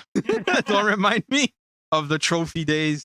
The trophy. Let me see if I can find it real quick. Yeah, Jordan used to be well, he still kind of is, but he used to be like a sweaty like achievement and like trophy hunter. So I remember like back when he played on Xbox 360, which was way back in the day, because Jordan like hates Xbox now. He like well, I don't hate Xbox. I just didn't have a reason. I say it all the time. I don't have a reason to play on it, and now I have even less of a reason because it's on PC. So I'm just gonna buy a but whatever. That's a different point. My point is that Jordan straight up just got all the achievements in a Hannah Montana video game, all for the gamer score. You cannot be more of a true gamer than Jordan. That's dedication. That is dedication. Yeah, it is. Oh, okay. The worst game now. Remember, it's a Godfall, and it's simply for the fact that they copied everything that God of War did and just somehow did it 10 times worse intentionally. I don't understand how you do. How do you copy greatness and just completely fail to copy it? Like I don't get it. You missed the overall picture. You know, they kind of just went probably for the feel and the look, and then they didn't actually see what made God of War. Emotionally, that's where you fail. Me. Yeah, it just got to me. All right, so I guess now would be a good time to transition over to the Q&A. If anyone's here and you'd like to ask Mr. Mynd any questions, now would be the time. Yeah, I'm gonna go ahead and start with Mooney, who had already started putting up some questions. They wanted to ask you, going back to the streamer and content creation, they wanted to ask if you had the opportunity to do this as a career, like content creation and streaming as a career, would you stop your schooling? Like, would you drop going to school and forget about psychology to do this as a career? Nope. No way. You still do it because you're passionate about it, right? Perfect. So the thing is, at some point maybe, but I mean, as long as I still have studies in front of me, I'm gonna finish them. Like, at least for the next 4.5 years, I can promise you that I'm not gonna do this full time, no matter how much it takes off. What if? I don't mean to test your assurance here, but I just want to throw a scenario at you that's obviously a little bit more on the fictional side. What if like a company straight up came to you right now and they said, "Bro, we will give you ninja money right now if you you just don't go to school. You will be worth as much as ninja. Like right now, like here's the money. There you go. Stream." Oh, okay. So here's the thing. For me, studying something doesn't mean that I need to be enrolled in classes. So then obviously I just do that because I then had the money, and you know, I mean, Ninja needs to stream once a week or whatever to uphold his income, so I could basically still do it. But I know what you're getting at. You're telling me if I had to choose between like being full-time streamer or like doing my career. But I think that streamer, I'm very aware of the fact that being a streamer is not like a long-term thing. You know, stuff changes, platforms change, and it's incredibly hard to maintain a career in that. So just for that, I'm a very safe person. I told you guys before, I did government accounting, and there's nothing more safe than that. So yeah, no, I would not. I'm not considering it then. Yeah, that's extremely fair. And going back to Mooney also asked why you wanted to be a volunteer firefighter. Like, what brought you to that choice? Oh, that's just the community. You know, we when we were children, obviously there were also these days where we were here in the kindergarten, and just, you know, they came up there with a big fire truck, and they were like blaring the siren, and we were like shooting water, and they were doing some exercises in front of us, like how to save someone out of a burning building or whatever. And it just kind of stuck with me. And then I also had a couple of friends that were in that, so I was like, okay, sure, I'm gonna join. I've been a volunteer firefighter since like 13, I think, because there's actually one for like children where you can join before you go to the real one. So yeah, I mean, I guess it was over the friend way, and just because it's always been a part of my life. Cool. That's great to know. The next question here is from Mooney as well. It's what do you call your community? Like, I'm assuming they're referencing like your Twitter and your Twitch community, or at least like what nickname do you have for them? Like, what'd you come up with, or if you have any? Okay, so I've never said that to someone, and now it feels kind of cringy. But, we got a road of arsons, you know, like arson, like making fire. Yeah, okay. But with an S behind, so it's like R and Sun to kind of. I guess it kind of sounds like a cult, which it should. It's weird. It's, you know, stuff that pops up on stream and you just roll with it. Our sons, the our sons. Yeah, it's like arson, but with an S, like our sons. Okay. So yeah, I like kind of see it. Little wordplay there. I kind of see how that could work. I like it. We gotta help Mynd put it on a shirt someday so he can sell off his own personal merch and just be like, you know, putting in the name of his community one day. We could talk about that Well, later. no, Have you I'm heard saying of like stream help him level? help We can him talk do about it so he can set up his own thing because Yeah. I want him to be able to share this with his community. You know, Yeah. like what it is for somebody to like hold his logo and stuff. We got to help him do this someday, like Yeah. how we have it Yeah. for sure. The next thing here, hold on one second. Oh yeah, Mooney also asks, have you ever met anybody from like online, like any online friends? Have you met any of them yet? I know you started this stuff recently, so maybe you haven't, but like, just off the bat, you met anyone? That's actually a good question. Okay, so I'm not sure if this counts, but I didn't play that many online games in general, just with my friends usually, and so I mean I've met a friend of a friend basically that wouldn't live too far away, but I just played it with him like for a year before we met in person. But that's, I mean, it was still pretty much the same friend group, but just that we, for some coincidence, never met. So I would actually say no. I've never met someone that I purely met online before. Okay, that's understandable. I mean, I've was lucky enough to meet at least one person, and to this day we're not even friends anymore. So I mean, it's whatever. But yeah, it's kind of cool if you ever do it. It's always kind of nice to just meet with these people because that's the whole point of what you're doing, right? You're trying to connect with all these people. So definitely, it's actually something you could look forward to for sure. Oh yeah, I do. There you go. So I believe oh yeah, Feth also asks well, he doesn't really ask, but he says like gaming and tabletop are best for communities to make new family and friends. Like, do you agree with that sentiment? Oh yeah, I actually met a couple of people. Like also, no, I've got a couple of friends. I'd say that as well. That that I met through streaming that are actually very much into tabletop, and just the way they're talking about it, like I want to try that so bad. Just that I'm kind of nervous about that. Actually, I've never done it before, but I mean, tabletop is definitely sounds like an amazing thing. Also, very good creative output, I'd say. But in general, I mean, if you meet someone and you tell them their favorite game and it's also theirs, like you just feel immediately a bond, right? That's true. If I would go now, like Breath of the not Breath of the Wild, if Ocarina of Time is my favorite game, I mean, there's just something there that you can like build your relationship off. You can just keep talking about that game for 5 hours. Yeah, that's definitely true. Whenever there's like something you both share as a like or whatever, just it can carry the friendship sometimes, you know?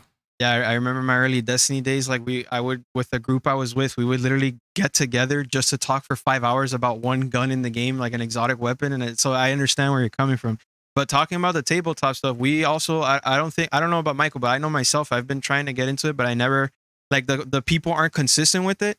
But I know somebody that's actually a DM and he writes his own stories and stuff. And maybe one day we could like do what people are doing now on Twitch, where they're like setting up like a tabletop like thing over the internet, and we can invite you along someday. And I mean, dude, I actually got a while back when my stream was doing extremely well back in like late 2020. I actually got a raid from these people called the Gold Squadron podcast, and they do like a tabletop Star Wars game or something like that.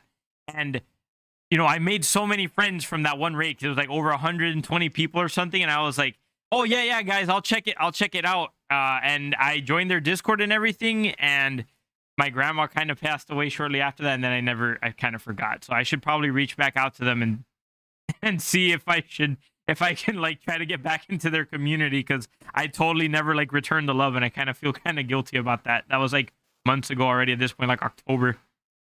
I'm sure they'll welcome you back. Yeah, I gotta talk to them if possible. I always want to try to get into tabletop games too. So we got only a couple questions left, but up next is Mooney. They ask again if you think Elder Scrolls would be a good option compared to Fallout, like to stream. So I mean, what you could probably gather from the Arson name is that like fire is very important to my community. I still don't really remember why, but you know, you just gotta roll with the memes. So yeah, I guess like making a pyromancer or whatever would be pretty fun, and you can play around with mods and stuff. It's definitely on my list. It's definitely on my list. But I mean, I have a backlog of like 15 games or 20 games that I want to get through before I'm kind of starting to run out of ideas, and that's just besides the real live streams or the streams that are more work. So yeah. But it's on the list, definitely. Perfect. Feth also says that his first game is 007 GoldenEye. The last game he played is Outlast. His favorite game is the entire Devil May Cry series, and then his least favorite game is Dark Souls. What do you guys think about that? His least favorite is Dark Souls, the Souls series. Interesting. I can see how you could have that opinion, especially like, there's a lot of people. I don't know what his reasons for not liking it are, but I know that some people don't like it because of how difficult it can be and stuff. But I think that list is respectable. I think everyone's entitled to their own opinion, and I think definitely those are some strong opinions that they held right there. Pretty fair. Well, what were you gonna say? I just want to say that Devil May Cry is a very underrated series. I think. I mean, obviously everyone knows it, but still, it's so fun to play those games. Just like the weird combos you can do. I don't know if you've ever played it, but I think I played Devil May Cry 3, and that was so good. Dude, I still have to beat Devil May Cry 3. I'm not gonna lie, I'm kind of a scrub at that game, so I've been having a hard time like beating the bosses. But I kind of wish that I get what you mean when you said that Devil May Cry is underrated. Like, I wish that those games could be the ones that are like the most popular now, and just that way we get more and more of them. But I don't know, and they just a lot of people they seem to have fallen off. I've played 1 through 4, but I understand why some people might be turned off from it, because it's like Souls and Ninja Gaiden. Like, it's a very niche experience. Like, you have to be into the game. It's not going to cater to you like Uncharted, where it tells you like, oh, here you have to jump literally here, and then it's all a sequence. Like in those games, you are on your own. You have to do the gameplay. There's no catering to it, and more so the Soul series, which is literally just intentionally making it hard for no reason. Beth also asks, what soccer league do you watch the most? And out of that specific league, what is your favorite club or team? So I mean, I'm German. I watch Bundesliga the most, which is like the German league. I also watch, a lot of Premier League, the English league, and if there's an interesting game like Madrid against Barcelona or whatever, I definitely watch like different leagues as well. But in the Bundesliga, my favorite team is Bayer Leverkusen, which not sure if you know that, probably not, but yeah, I don't know what to say about that. It's just a team that Okay, so actually, here's a bit of a backstory. My dad has always been a Bayern Munich fan. I guess that's familiar to you, the team, right? Mm-hmm. Yeah, definitely. Yeah. So, and I remember having a big fight with him about something when I was like 5. And at that point, I decided, no, I'm not going to support them because because I just want to do something different. And so I just chose a different team based on like their players that I liked. And that's why I became a fan of that team. You stuck it to him. You're just like, hey, you know what, Dad? No, I refuse. Yeah. I was a little shit. Definitely. How are you guys? How is that going on now? Like, has he accepted your reason for liking the other team, or does he just is that something funny that you guys think about? So, I guess I've been a fan for them so long that it's not really a topic anymore. Like, we have a very wholesome like opinion, because like Munich is my second favorite game and my team, and like Leverkusen is his now, so that's like kind of. No, if they're playing against, obviously we're getting a bit heated, but besides that, we just hope for, like, I hope for my dad's team to win, my dad hopes for my team to win. Nice. Keep it respectful. Okay, Feth also asks, if you were given the opportunity to be a voice actor in any game, what game would you voice act in? Or genre, if you want. You want to talk about that? That's a good one.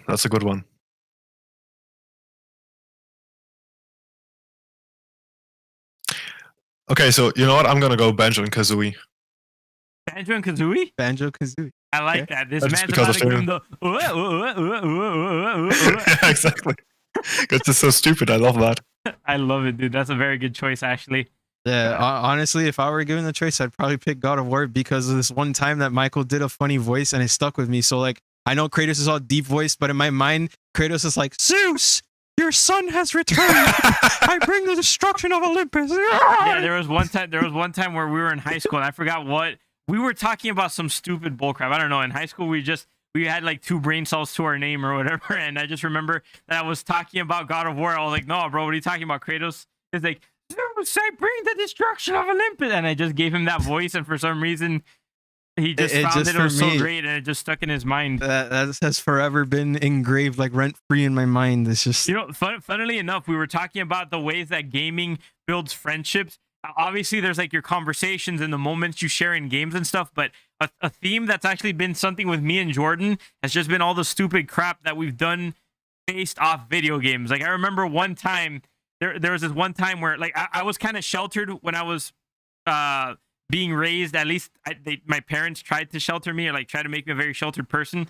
So I wasn't typically allowed to like, you know, go somewhere on my own, especially here in Miami, being like a bigger city. You know, when I was like 13, they wouldn't really let me do that. I remember one time Jordan just wanted me to have an extra controller to play something on the PlayStation 3.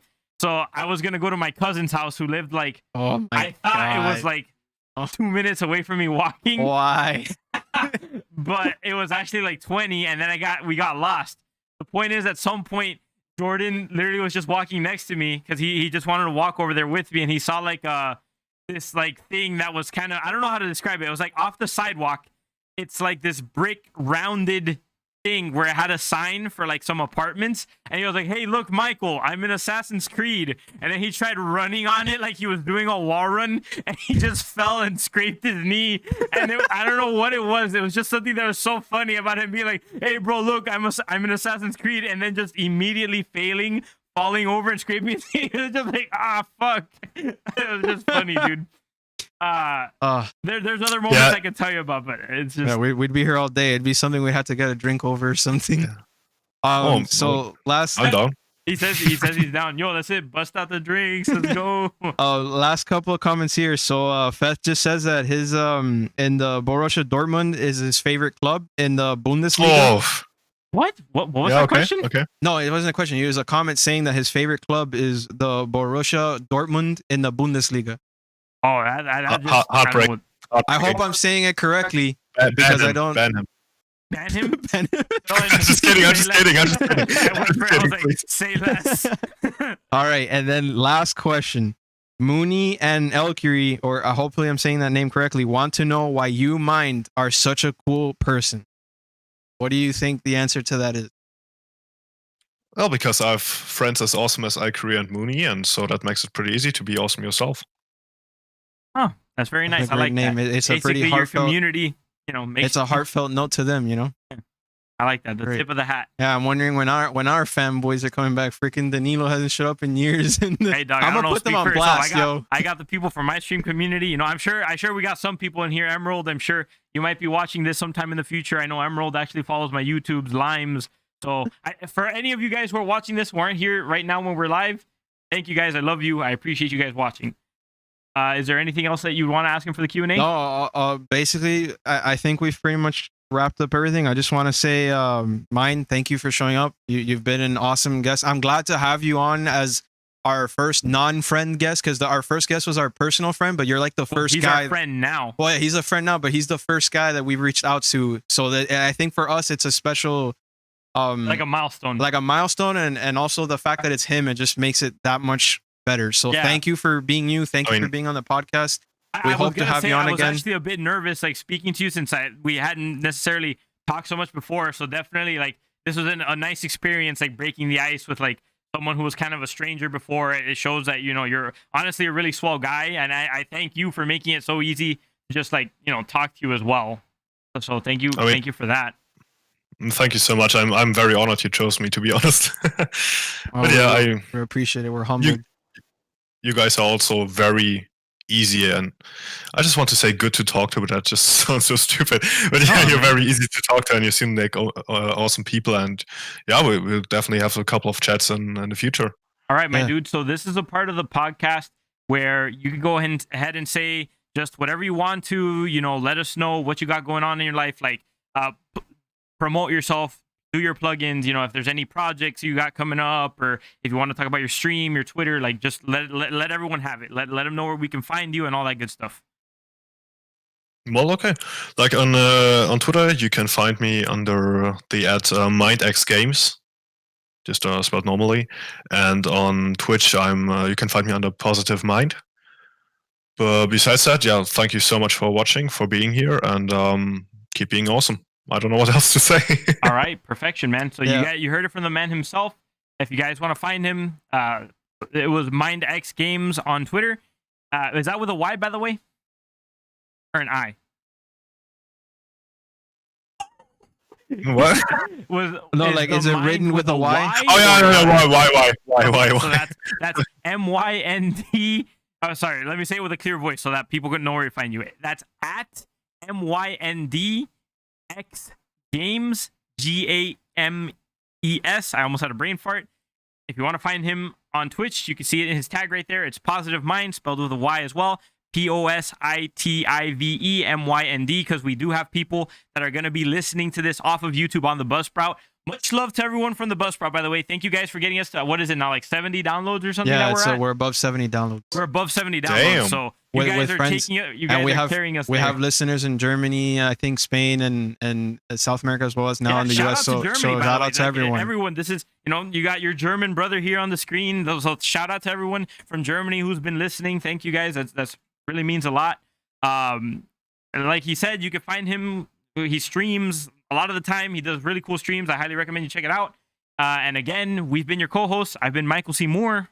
I'm your other co-host, Jordan G. Marcos. And thank you guys for listening. Let us know if you have any topics that you might want to hear about in the comments down below, or if there's anyone that you would like for us to feature as a guest, please tell us as well. And we'll see you next time, guys. Happy gaming. Peace. Peace. Bye.